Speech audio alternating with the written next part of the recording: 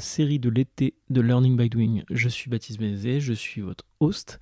J'espère que vous allez bien. Cet été, j'ai décidé d'innover, de tester, d'apprendre en faisant. Ça tombe bien quand on anime un podcast qui s'appelle Learning by Doing.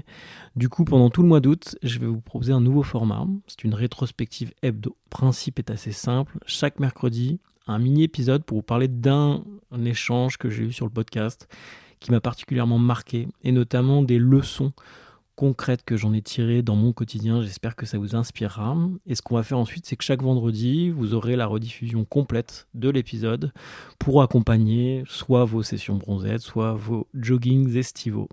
J'ai donc sélectionné pour vous 5 épisodes qui font vraiment pour moi l'essence de Learning by Doing, de l'apprentissage, des retours d'expérience, des partis pris forts pour passer en mode acteur ou actrice du changement, et surtout des recettes concrètes à mettre en place.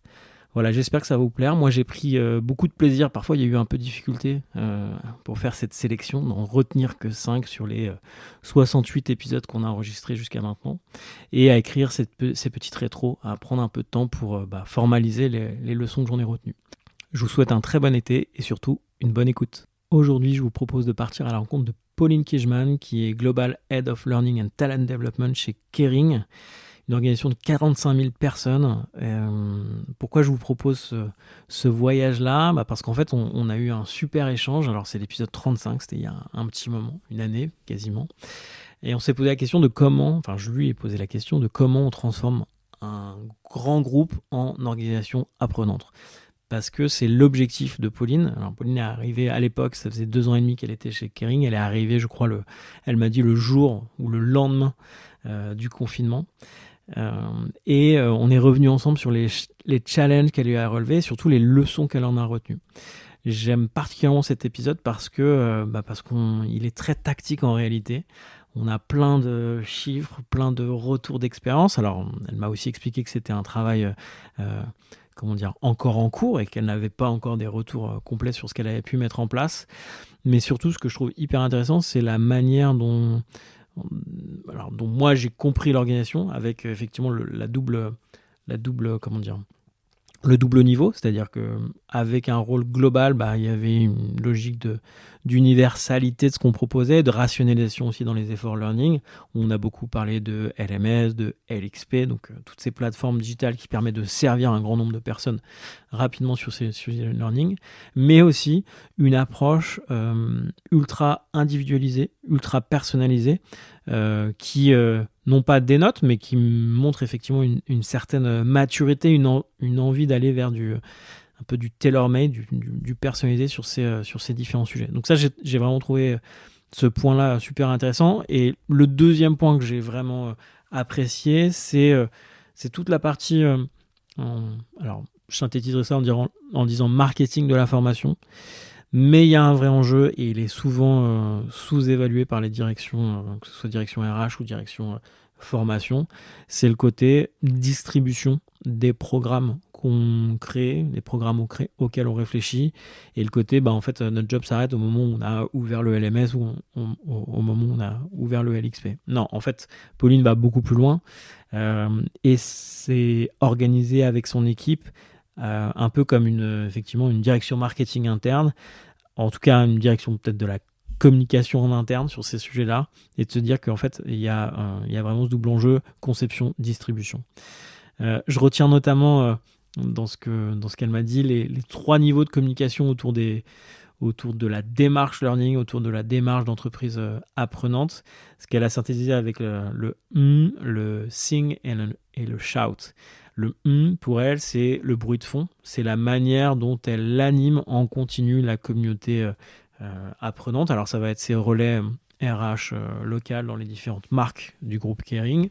Ça va être peut-être aussi des managers pilotes, des chefs d'équipe pilotes sur le sujet, qui vont être alimentés en continu via les outils de communication classiques. Ça peut être du Teams, ça peut être de l'email, via des newsletters, sur ce qui se passe, les nouveautés, ce qui est mis en place, l'avancée des projets, learning, des choses comme ça. La deuxième étape, c'est le Sing.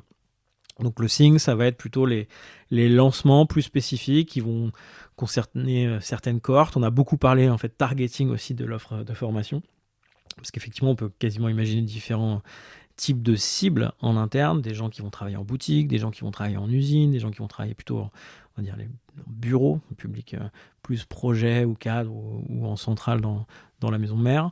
On les cible pas avec les mêmes modalités, on les cible pas avec les mêmes thématiques. Il peut y avoir un tronc commun, il peut y avoir des choses beaucoup plus spécifiques. Et donc le Think, c'est vraiment comment je lance chacun de mes nouveaux programmes, comment je mets en place ce système de communauté locale apprenante sur ces sujets. Et enfin, le dernier point, c'est le shout. Le shout, c'est le moment où on crie, c'est le temps fort, c'est le moment où on essaye d'aligner. Et c'est là où, effectivement, on met une impulsion. Alors, elle m'a parlé du Global Learning Day comme illustration du shout. C'est de se dire, en fait, il faut qu'on arrive à créer un sentiment d'appartenance globale au-delà des initiatives locales, au-delà de la personnalisation vers laquelle on veut aller, pour se dire, oui, on a l'envie de devenir une entreprise apprenante. Et donc, c'est le temps d'un jour, d'une semaine, et puis... toujours ce sujet de comment on continue les choses dans la durée au-delà de ce temps fort, mais de se dire, en fait, on market ce temps-là dans l'année, cette journée-là, c'est la journée du learning pour nous, et on va voir tout un tas et vraiment un cycle complet, un événement complet et global pour parler du learning en interne. Voilà, j'ai vraiment trouvé que ces 3 niveaux de com étaient super intéressants. C'est vraiment la leçon que moi j'en ai retenue, notamment même dans les programmes qu'on a la chance d'animer aujourd'hui. C'est de se dire, oui, quand on anime une communauté, il y a vraiment ces 3 niveaux, le bruit de fond, les lancements spécifiques de certains programmes et ce côté un peu... temps fort, grand raoult, où effectivement il faut que régulièrement on rassemble tout le monde pour recréer une impulsion globale sur le sujet. Voilà, j'espère que je vous ai donné envie d'écouter l'épisode complet. Pour retrouver cet épisode immédiatement, vous pouvez cliquer sur le lien en description de cette rétrospective. Vous pouvez aussi scroller dans votre appli de podcast pour retrouver l'échange avec Pauline Kejman. Donc c'est notre épisode numéro 35, si vous voulez...